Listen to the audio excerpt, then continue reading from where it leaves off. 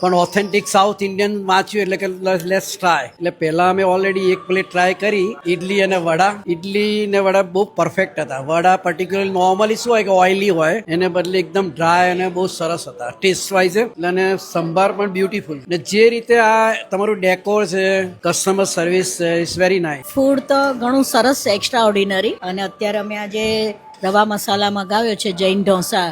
એ generally કેળાનું બને ત્યાં સુધી બહુ મળતું નથી, પણ એકદમ ટેસ્ટી છે. ચટણી સંભાર ઓથેન્ટિક છે બધું. પ્રી લોન્ચિંગમાં જ લોકોની ભીડ શરૂ થઈ ગઈ હતી ઓથેન્ટિક સાઉથ ઇન્ડિયન ડિશિસ ખાવા માટે.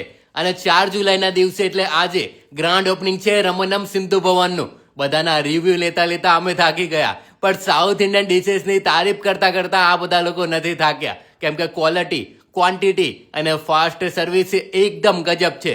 ઓથેન્ટિક સાઉથ ઇન્ડિયન ફૂડનો ટેસ્ટ તમને આ જગ્યા ઉપર મળશે, એટલે રમનમમાં જે સિદ્ધુ ભવનમાં આવેલું છે. પ્રોપર લોકેશન સ્ક્રીન ઉપર જોવા મળી જશે.